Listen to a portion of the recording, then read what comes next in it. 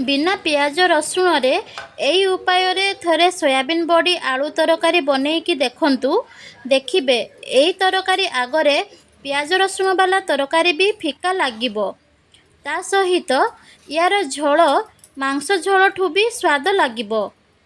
एही तरकारीर ग्रेवी मध्य पाणिया न होई बहलिया हबो। नमस्कार, ओडिया हांडीशाଳରେ आपण मानंकु पुणी थरे स्वागत। रेसिपीटी को स्टार्ट करिबा पूर्वरु जदि चैनल रे नुआ अछंती तेबे जल्दी चैनल को सब्सक्राइब करी पाखरे थिबा बेल आइकन को प्रेस करी ऑल बटन को सिलेक्ट करंतु। ताहले आसंतु स्टार्ट करिबा आजिरो रेसिपी। सेथिपाई एइठी देखंतु मु दुईटी मीडियम साइज रो आलू नेइछि। वर्तमान आलूर चोपा को छड़ेई टिके मीडियम साइज रे आलू को काटी नबा।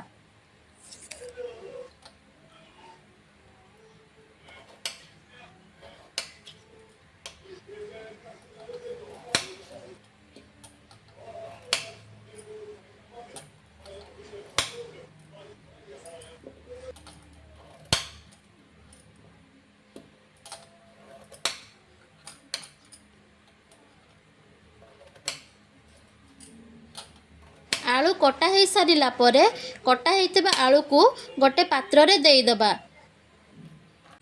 काटी रखि आलू रे अल्प किछि पानी देई आलू को भल भाव में धोई सफा कर दबा।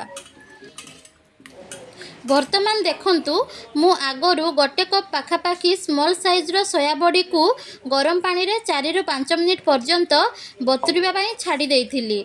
आपण माने चाहिले बड़ साइज रो सोया बड़ी मध्य नेई परिबे। एबे सोया बड़ीर एई रेसिपी बनैबा पाई आमे मसला प्रस्तुत करिनबा।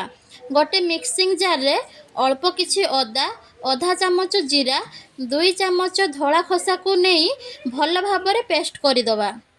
मसला को पेस्ट करि नेला परे करेई रे किछि सरिष तेल देई गरम होबा को दबा।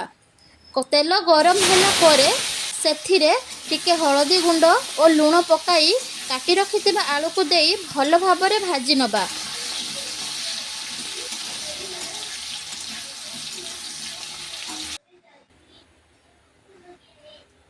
आलू भाजी होला परे सही तेल रे सोया बड़ी को देई भल भाव में भाजी प्लेट को काढ़ी नबा।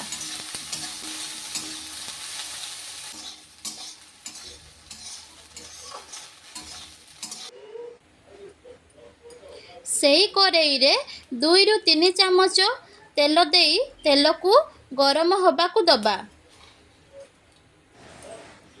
तेल गरम होला परे सेथिरे पंच फुटण को देई कटा हेइथिबा बिलाती को देई सेथिरे हळदी गुंड, लंका गुंड, धनिया गुंड ता सहित स्वाद अनुसार लूण देई भल भाव में भाजी नबा।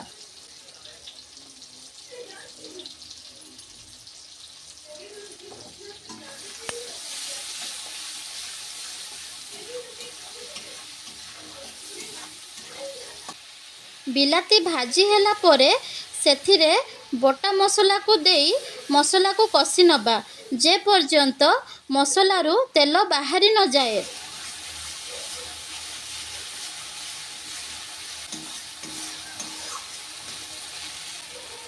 मसला कषा होला परे सेथिरे भाजी रखिथिबा सोया बड़ी आलू को देई मसला सहित कसी नबा।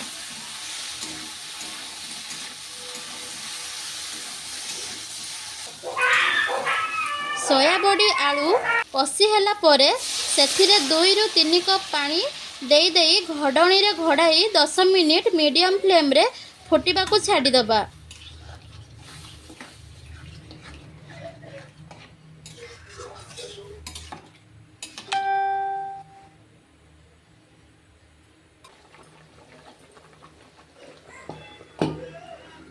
दस मिनिट परे घडणी को काढ़ी देखिबे सोया बड़ी आलू तरकारी रेडी हो जाइछि। सभा शेष रे एठी टिके गरम मसला पकई टिके समय फुटिबा को देई गैस फ्लेम को ऑफ कर दबा।